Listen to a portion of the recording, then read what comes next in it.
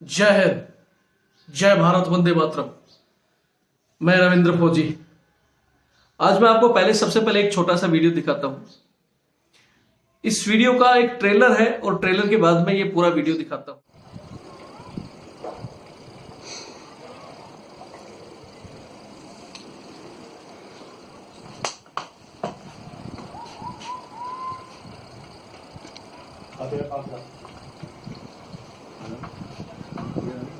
कहाँ है?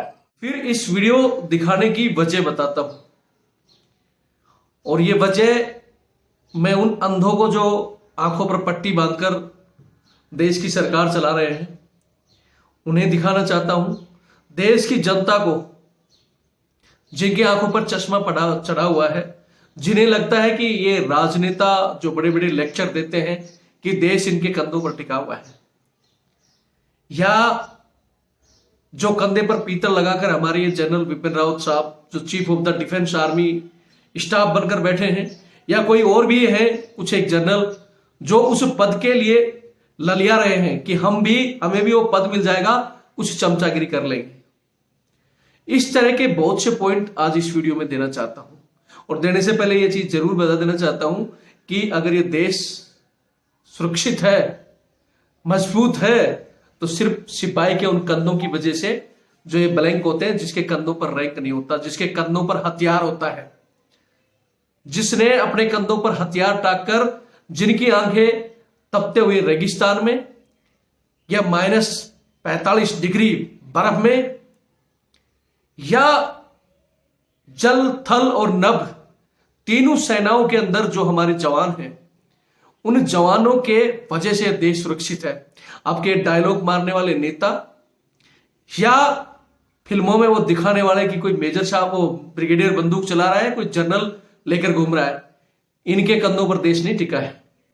और इन्होंने सरासर जवानों को दबाने के लिए एक तो पेंशन कटौती का नियम निकाला है कि 20 साल से 25 साल करो तो 50% मिलेगी, 25 से 30 साल करोगे तो आपको 60%, 30 से 35 करोगे तो 75%, और फिर 35 से ऊपर करोगे तो आपको फुल पेंशन मिलेगी।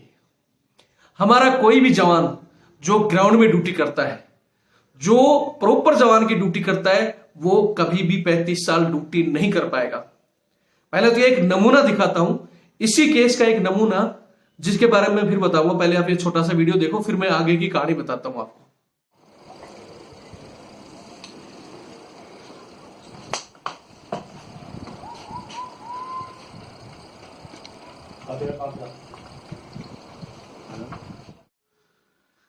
ये वीडियो आपने देख लिया होगा।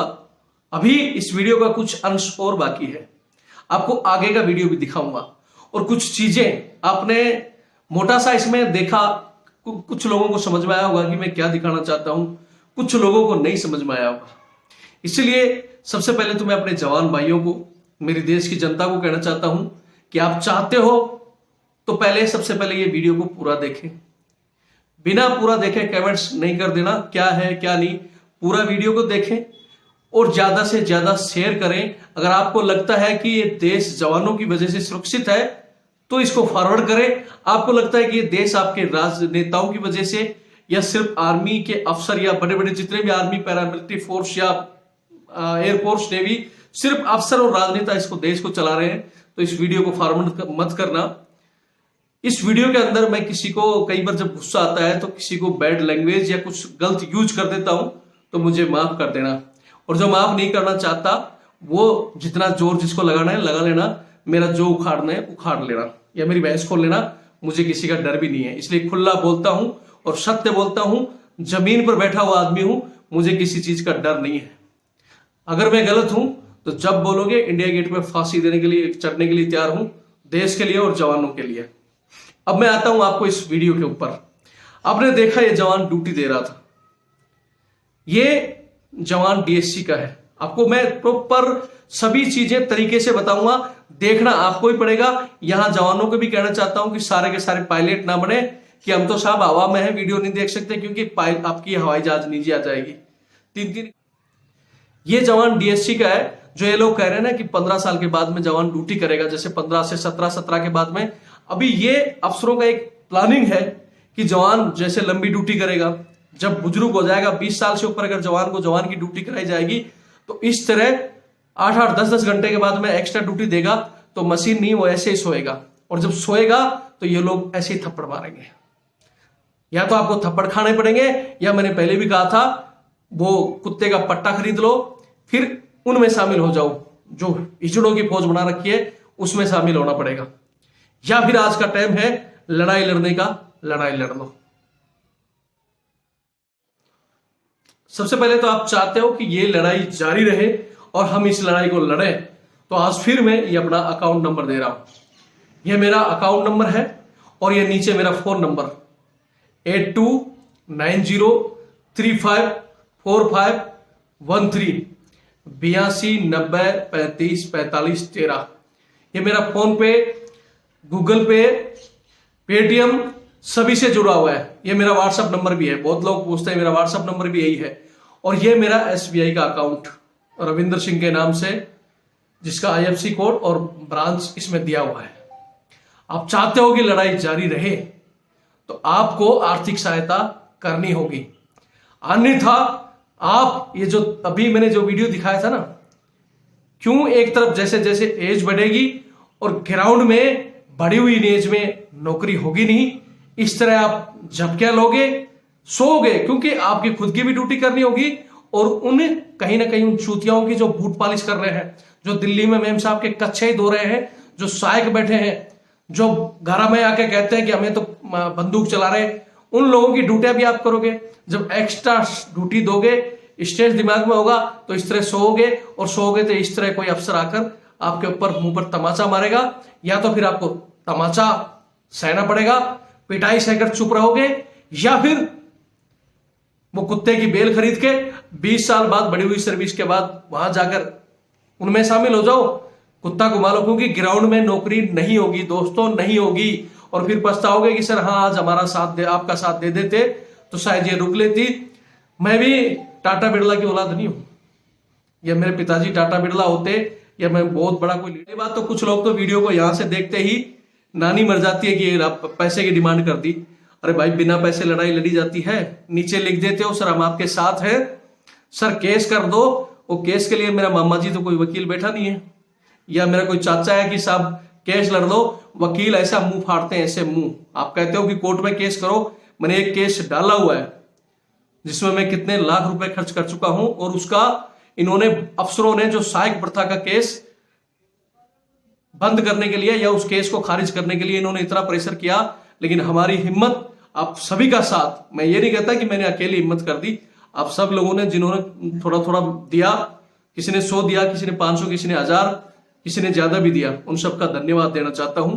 तो मैंने केस डाल दिया है, उसकी हाफ पेमेंट बाकी है। मैं जैसे ही वो केस लिस्टिंग हो जाएगा, उसकी 1 तारीख अभी आने वाली है, केस नंबर हमें मिल चुका है, रजिस्ट्रेशन केस हो चुका है सिर्फ इन 10 पार्टियों को, जिसमें हमारी सेना और सारे के सारे paramilitary force, BSF, CRPF, ITBP, जहां भी जिस संस्था में सहायक प्रथा चल रही है, उन सबके मतलब मैं इसको गृह मंत्रालय, रक्षा मंत्रालय और चीफ ऑफ आर्मी स्टाफ और इनके BSF DG और सबके बड़े बेटे को सबको नोटिस तैयार कर रखा है। जल्दी इनको नोटिस आ जाएगा और सहायक प्रथा खत्म होगी, क्योंकि ये कहीं ना कहीं सहायक प्रथा भी इस बीमारी का जड़ है।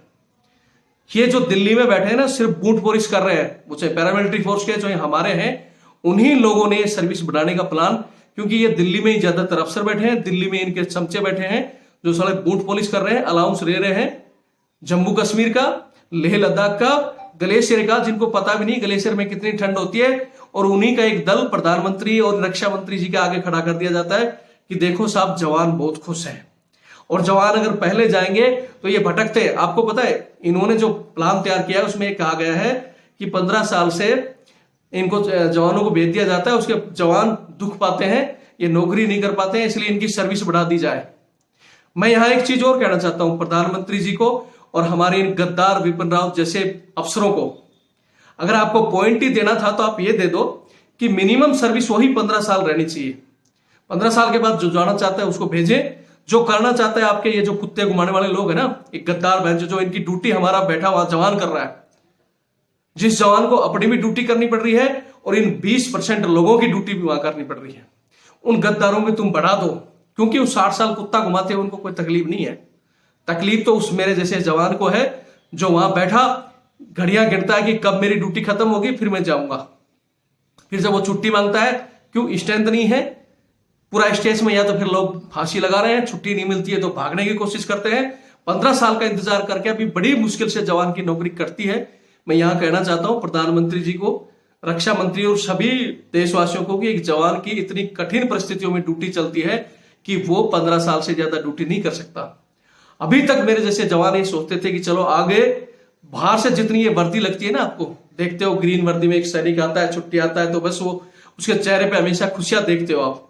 वो खुशियों के पीछे अगर आप चीर कर देखोगे ना, ऐसे हनुमान जी की तरह निकालोगे छाती के अंदर, फौजी आदमी का अगर छाती जिसने देख ली कलेजा फट जाएगा आपका। कितनी मुश्किलें हम झेल रहे हैं, कितने टॉर्चर इन अधिकारियों के। हम सरकारी ड्यूटी से परेशान नहीं है, हम दुश्मन की गोली से नहीं। हमारी ये छाती, इसमें अगर कितना भी पीतल दुश्मन का भर गया ना, फिर भी हमारे कदम आगे बढ़ते हैं। लेकिन हम दुश्मन की गोली से नहीं, इन हरामखोर अफसरों की बोली से मरते हैं, जहां ये लोग हमारे को टॉर्चर करते हैं। जैसा अभी आपने देखा इस वीडियो में, उसकी बात करूंगा कि किस तरह एक जवान को थप्पड़ मारा गया। क्यों? क्योंकि वो बेचारा वहां ड्यूटी दे रहा है। अगर मजबूरी में इस उम्र में, जैसा मैंने बताया कि डीएससी में उस उम्र तक ड्यूटी कराई जाएगी, मशीन नहीं है। हम भी इंसान है, अगर हम फौज में चले गए तो हम मशीन तो नहीं बन गए। हमारे सारे के सारे अधिकार छीन लिए जाते हैं, बोले छुट्टी तुम्हारा अधिकार नहीं, मतलब हम कुछ नहीं कर सकते। अगर इस तरह तो फिर हमारी जिंदगियां ही खत्म हो जाएंगी, हमारे बाल बच्चों से हमारी भी कोई लाइफ रहेगी। 17 साढ़े 17 में एक जवान भर्ती हो जाता है और 57 साल तक तुम कह रहे हो कि आप नौकरी करो, फिर हमारी लाइफ तो दी एंड समझो। वो पहले की तरह कर दो, इससे अच्छा। तो पहले अंग्रेज करते थे कि रिटायर होने से पहले फौजी को गोली मार दी जाती थी। गोली मार दो ताकि ना वो साला क्या बोलते हैं घर जाएगा ना कुछ करेगा, वो कर दो, वो ठीक है, इससे अच्छा। तो तुमने तो गोली मारने से भी ज्यादा वो कर दिया। छोड़ो इमोशनल की बात, मैं जो बातें कह रहा था, जो मेरे पॉइंट थे कि इन कठिन परिस्थितियों में कोई भी जवान नहीं जा पाएगा। यहां एक चीज और कहता हूं, बार बार सवाल उठते हैं कि हमें 1 रैंक 1 पेंशन दे दिया गया। कुछ समय कोर्ट में भी मामला चल रहा है, अफसरों ने हमें गुमराह करके उसमें हमारा पूरा फायदा उठाया और हमें 1 रैंक 1 पेंशन का कुछ लाभ मिल भी चुका है, लेकिन कुछ बाकी है। लेकिन अब जो रिवाइज वाला सिस्टम है, हमारे पूर्व सैनिक यहाँ जो कहते हैं कि भाई हमारी तो फर्क पड़ेगी नहीं, तुम्हें पता चलेगा जिस दिन रिवाइज होगी ना, और तुम्हारा भाई हमारा ऑनरी कैप्टन तक भी, किसी की भी 35 साल से ऊपर सर्विस नहीं है, और वो सारे के सारे 5 साल बाद जिस दिन रिवाइज होगी ना, जब आप लोग बढ़ते हुए में, अब तक 1 रैंक 1 में क्या होता है कि साहब मैं बहुत पुराना पेंशन हूं, मेरी पेंशन कम आ रही है, आज वाले को ज्यादा मिल रही है, मेरी भी रिवाइज होकर बढ़नी चाहिए, कहते हो ना सब लोग। तो आज वहां तुम्हारे भाई की कम होगी तो तुम्हें कहने में शर्म आएगी। अब कह रहे हो कि सब नहीं, हमारी नहीं कटनी चाहिए, उनकी कट जाए तो कोई दिक्कत नहीं। अपने लिए तो कोर्ट चले जाओ, मुझे वो आदमी नहीं चाहिए जो अपना फायदा देखे और उनको खड्डे में डाल दे। नहीं, हमारे इस चैनल के साथ मैं फिर कहता हूं वही लोग जुड़े जो स्वार्थी ना हो। हमें स्वार्थियों की नहीं, शेरों की वो फौज चाहिए जो खुद भी दम पे लड़े और दूसरों के लिए लड़े। मैंने कभी भी इस चैनल पर मेरा नाम नहीं किया कि मुझे ये, अपने लिए नहीं, अपने सभी साथियों के लिए जो लड़ाई है वो लड़ो। ऐसे तो तुम बहुत फोन करते हो कि मेरा वहां झगड़ा हो गया, मेरी जमीन का झगड़ा हो गया। कुछ दिन उन झगड़ों को अपने आप निपटो, हमें ये सहायक प्रथा का और ये पेंशन वाला केस लड़ने दो, और इसके लिए जो हम ये बार बार अकाउंट नंबर देते हैं इसमें कुछ सहायता कर दोगे तो आज हम मजबूती से लड़ेंगे। लड़ाई तो हम लड़ रहे हैं, हमने तो अपना प्लान बना रखा है और इसी हिसाब से लड़ रहे हैं, लेकिन अगर आप हमारा साथ दे दोगे तो हमारी लड़ाई स्पीड पकड़ लेगी और हम जल्दी इसको खत्म कर देंगे। वरना फिर हमारी जो चाल है इसको खत्म करने का एंड हमने प्लान तो बना रखा है, सहायक प्रथा 100% होगी खत्म। और ये जो ये बना रहे नाटक, एक तरफ प्रधानमंत्री दीपावली पे जाकर मिठाई खाते हैं, भारत माता की जय बुला दी और दिखा दिया हम तो जवान। आपको असली जवान का मतलब ही नहीं पता मोदी जी। आपको जिन जवानों को दिखाया जाता है, जिनको मिलाया जाता है, उन जवानों को तो ABCD भी पता नहीं कि रेजिमेंट में क्या हथियार आ रहे हैं, क्या इक्विपमेंट आ रहा है, क्या फौज का माहौल है। आपसे जो मिलते हैं VIP कल्चर के अफसर, ब्रिगेडियर एंड अबव, यहां या तो सिर्फ जवान लड़ाई लड़ रहा है, या फिर अगर अफसर में मानो तो कर्नल तक के रैंक के जिन लोगों को लड़ाई का ABCD पता है, जो ग्राउंड की लड़ाई का। बाकी ये लोग जो कागजों में लड़ाई लड़ते हैं वहां, और आपके आने से पहले दिखा दिया जाता है साहब कितना बड़ा अच्छा माहौल है, जवान खुश हैं। और जिन जवानों को आपको दिखाया गया कि ये जवान खुद सर्विस बढ़ाना चाह रहे हैं, वो साले हमारे गद्दार बैठे हैं जो बूट पॉलिश की नौकरी कर रहे हैं। मैं तो कह रहा हूं सबसे पहले अगर वो सहायक प्रथा खत्म करके या फिर उन लोगों का ट्रेड चेंज करके उनको नॉन कंपार्ट में कर दिया जाए, उनको ये वर्दी पहनने का हक नहीं दिया जाए, तो ये मसला हल होगा। मैं फिर कह रहा हूं, हमें ज्यादा काफी दिनों से मैं इन चीजों की चर्चा कर रहा हूं, एक बार यहां फिर मैं एक तो सहायक प्रथा का बता देता हूं कि पहले अंग्रेज अफसर होते थे और अफसर होते थे पूरे के पूरे इंग्लैंड के, और वो अंग्रेज अफसर जवानों को, भारतीय जवानों को, अंग्रेजी जवानों को नहीं, अंग्रेज ना तो ये प्रथा आज इंग्लैंड में नहीं है ना पहले होती थी, उनके जवानों से ऐसे काम नहीं कराए जाते थे, सिर्फ और सिर्फ भारतीय गुलाम जवानों से काम कराया जाता था। बूट पॉलिश, झाड़ू पोछा, कुत्ते घुमाना, मैम साहबों के कच्चे बनियान तक धोना, और ये हमारे अंग्रेज अफसर आज भी वो काम करा रहे हैं। सबसे पहले मैं जो नंबर दे रहा था अभी तक उस केस के लिए, वो आधा केस पेंडिंग है और जल्दी खत्म हो जाएगा। जो हमसे लोग जुड़े हैं, जिन्होंने सहायता की है, मैं उनकी बार बार धन्यवाद भी करना चाहता हूं। देश की जनता से भी पूछना चाहता हूं, आप जिस सैनिक को सलूट करते हैं, जो आपको लगता है कि हाँ ये हमारा सैनिक है, क्या आप चाहते हो कि आप शेर को सलूट करें या उस बकरी को जो सिर्फ खाल में आपको शेर दिखाई देता है, लेकिन असल में सिर्फ वो बूट पॉलिश करके दिल्ली से आगे कभी गया ही नहीं। वो सिर्फ किताबों में बता सकता है कि लेह ग्लेशियर कहाँ है, या माइनस आपकी आसाम कहाँ है, या आपका पुंछ कहाँ है, रजौरी कहाँ है। उसने देखा ही नहीं, दिल्ली एंड बैक 20-20 साल वही सर्विस कर लिए। उन लोगों को आप सलूट करना चाहते हो, सारे के सारे बकरियों को सलूट करोगे, और जिस दिन असल लड़ाई होगी ये 20% लोग इनको वहां भेजा जाएगा, जैसे 2002 में बैठा, फिर साले ड्यूटी नहीं कर पाएंगे, खुद भी मरेंगे और हमें भी मरवाएंगे। इस सहायक प्रथा से हमारे देश की सेना कमजोर हो रही है, और इसके साथ साथ 20% तो ये परमानेंट लेके बैठे हैं। उसके अलावा इनकी जब चाहे किट्टी पार्टी, फैमिली वेलफेयर फलाना, उसमें ट्रे घुमा घुमा कर जो बहादुर जवान जिनका सीना छाती गोली खाने के लिए बना है, उन लोगों को कायर बना दिया इन्होंने ट्रे घुमा घुमा कर। हम चाहते हैं कि ये सभी सिस्टम बंद हो, इसलिए अब तक मैं बार बार चिल्ला के, फिर जो कुछ एक कुत्ते हैं ना जो बैठे हैं उनको बूट पॉलिश, वो इस तरह के कमेंट्स करते हैं मुझे, हालांकि उन पर कोई ऐतराज नहीं, क्योंकि वो तो अपने हक के लिए कर रहे हैं, करते रहो। लेकिन जो हमारे वास्तव में असली जवान है, जो हमारा साथ देना चाहते हैं, मैं सिर्फ उनसे कहना चाहता हूं कि आप अपनी लड़ाई को मजबूत लड़ें। जो बार बार फोन करके कहते हैं सर हम क्या कर सकते हैं, अरे आप मुझे भी बताएं, आप आ नहीं सकते, अपने साथी को बोलो, आप बोलो, कम से कम एक कुछ हिस्सा आर्थिक सहायता है, कुछ तो करो, ताकि हम इस लड़ाई को मजबूत लड़ें। अब समझ में आ गया होगा आपको, तो ठीक है। अब मैं आगे बढ़ता हूं, जैसे मैंने वो एक वीडियो दिखाया था उस बात के लिए, यहां तक कि पहुंचे नहीं होंगे कुछ लोग, तो छोड़ के चले गए होंगे, क्योंकि उनको इंटरेस्ट नहीं है हमारी कहानी के अंदर, इसलिए उनको छोड़ो। असली बात अब यहां से मैं उस जवान का जो मैं वीडियो आपको दिखाया था, ये जवान डीएससी का है। जो ये लोग कह रहे हैं ना कि 15 साल के बाद में जवान ड्यूटी करेगा, जैसे 15 से 17 के बाद में, अभी ये अफसरों का एक प्लानिंग है कि जवान जैसे लंबी ड्यूटी करेगा, जब बुजुर्ग हो जाएगा 20 साल से ऊपर, अगर जवान को जवान की ड्यूटी कराई जाएगी, तो इस तरह 8-8, 10-10 घंटे के बाद में एक्स्ट्रा ड्यूटी देगा, तो मशीन नहीं, वो ऐसे ही सोएगा, और जब सोएगा तो ये लोग ऐसे ही थप्पड़ मारेंगे। या तो आपको थप्पड़ खाने पड़ेंगे, या मैंने पहले भी कहा था वो कुत्ते का पट्टा खरीद लो, फिर उनमें शामिल हो जाओ, जो हिजड़ों की फौज बना रखी है उसमें शामिल होना पड़ेगा, या फिर आज का टाइम है लड़ाई लड़ने का, लड़ाई लड़ लो। आप लोगों को समझ में आ गया हुआ तो एक बार मैं पूरा ये वीडियो और दिखा देता हूं।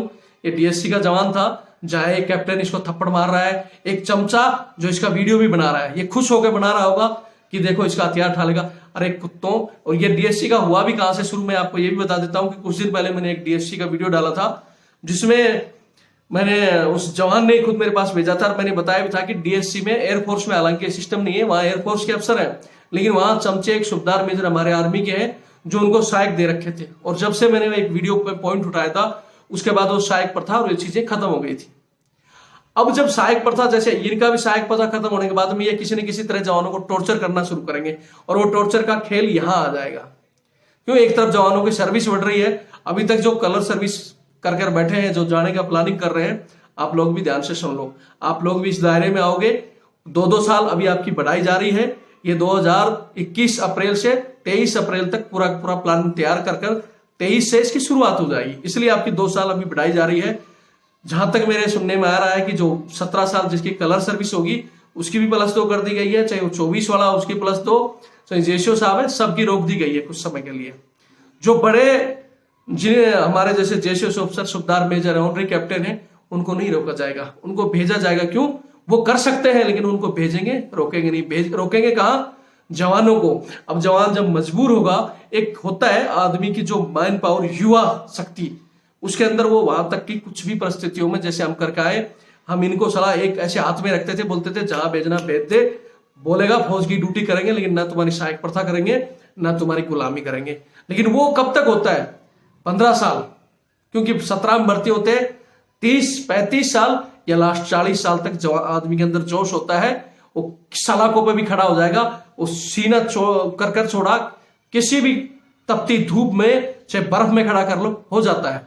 लेकिन जब एक एज सीमा समाप्त होती है, जैसे जैसे आदमी और 40 और 45 होता जाता है, कुछ ना कुछ हमारा शरीर ढीला हो जाता है। और उन परिस्थितियों में हमें दो ही काम करने पड़ेंगे, या तो ऐसे लगातार ड्यूटी देंगे तो सोएंगे, और सोएंगे तो ये हमारे थप्पड़ मारेंगे और वो हमें खाना होगा, या फिर यहां कोई ऐसा जवान होगा जो गोली नहीं, थप्पड़ तो खाएगा नहीं, या इन्होंने मार दिया, अगर हथियार नजदीक होगा तो फिर जो केस होते हैं कोक करके किसी न किसी को ठोक देगा। दोनों ही परिस्थितियों में सेना और सेना के जवानों को और सबको नुकसान होगा। प्रधानमंत्री जी, अगर आप समझ सकते हो इस वीडियो के जरिए तो विडंबना समझ लो। 17 या 18 में भर्ती हुआ जवान 35 या 40 साल के बाद में वो ड्यूटी करने लायक नहीं होता जो ग्राउंड में की जाती है। कुत्ता ही घुमाने में करना चाहता है तो उन लोगों को रख लो। मैं फिर कहता हूं कि मिनिमम सर्विस 15 रखी जाए, उसके बाद जो जाना चाहता है उसको पेंशन दी जाए। जो करना चाहता है, ये जैसे दिखा रहे हैं, जिन दिल्ली में बैठे लोगों की बढ़ाना चाहते हैं, अपने चमचों की तो बढ़ा लो, हमें कोई फर्क नहीं पड़ता। राई इन अफसरों की चैलेंज देता हूं, अभी भी मेरे साथ भेज दो किसी भी ड्यूटी पर, किसी भी अफसर को जो अपने आप को बहुत मजबूत मानता हो, सुबह 4 बजे से लेकर रात को 12 बजे तक या कहीं तक भी ड्यूटी करा दो। जो जवान की ड्यूटियां हैं, दस्त लग जाएंगे इनके। जो ये बोल रहे हैं ना कि बढ़ा दो, इन लोगों को दस्त लग जाएंगे। हमें पता है, हमने आरआर में 24, 48 यहां तक कि 72 घंटे तक आंखें नहीं झपकाते थे, आंखों में लाल हो जाती थी, खून गिरने के लिए तैयार हो जाते थे। लेकिन ऑपरेशन से उतरकर फिर ड्यूटी से उतरते फिर आरोपी से उतरकर फिर कहीं एडी पेट्रोल, नॉर्थ गुम हो जाता था। लेकिन वो एज थी और जुनून था हमारे अंदर, किया हमने। लेकिन आप उस जुनून को ले जाओगे 45-40 के बाद में 57 तक करवाओगे तो भैया वही परिस्थिति आएगी। और मैं चाहता हूं कि ऐसी परिस्थिति ना हो, देश की सेना ऐसे मजबूर ना हो, ऐसे हमारे जवान थप्पड़ ना खाएं।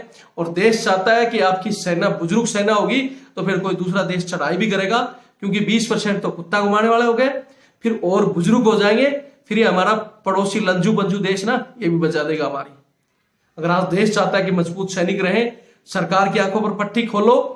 या तो सरकार ध्यान नहीं दे रही, या फिर सरकार भी इस प्लान में शामिल है कि भी किसी तरह एक तरफ आरोपी देने का ड्रामा कर दिया, दूसरी तरफ ये रेंज कर दी, पुराने सैनिक सारे इस आरोपी से बाहर हो जाएंगे अगले रिवाइज के अंदर। सुन लो आप लोग जो बैठे हो, मैंने जो समझाना था समझ लिया। ये वीडियो जो बचा हुआ आपने पूरा फिर आपको दिखा देता हूं, और समझदार हो तो इस चीज को समझो और इग्नोर करो। इससे पेंशन जो बढ़ रही है, इसके लिए बड़ा आंदोलन हम प्लान बना रहे हैं, क्योंकि अभी मैं फिर बता देता हूं कि अभी मौसम खराब है। अगर इस स्थिति में हम कदम उठाते हैं तो हमारा प्लानिंग फेल हो जाएगा।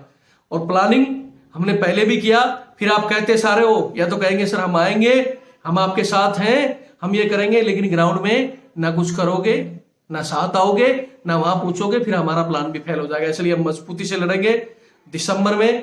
पहले मैं चाहता हूं कि सभी स्टेट के जो प्रांत के अपने अपने संगठन बने हुए हैं, वो अपने कलेक्टर को या राज्यपाल को, मुख्यमंत्री को इन चीजों का ज्ञापन सौंपे, और फिर एक बड़ी लड़ाई लड़ते लड़ते दिसंबर या मार्च के एंड तक दिल्ली में इकट्ठे हो, ताकि इस सरकार को हलाया जाए।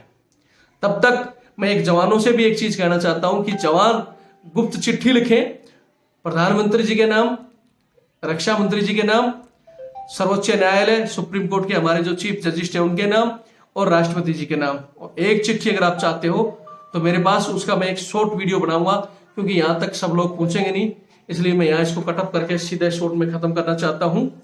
जय हिंद, जय भारत, वंदे मातरम।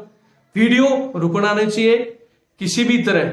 जो चाहते हैं कि वास्तव में बदली हो, बाकी नहीं तो सो चदर ताड़कर जिस दिन होगा पता चल जाएगा। जय हिंद।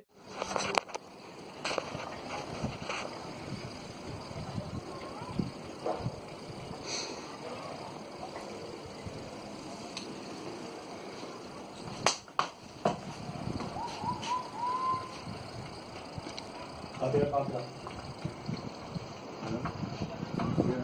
हथियार कहाँ है? हैं? कहाँ है? दारू पी रहा है?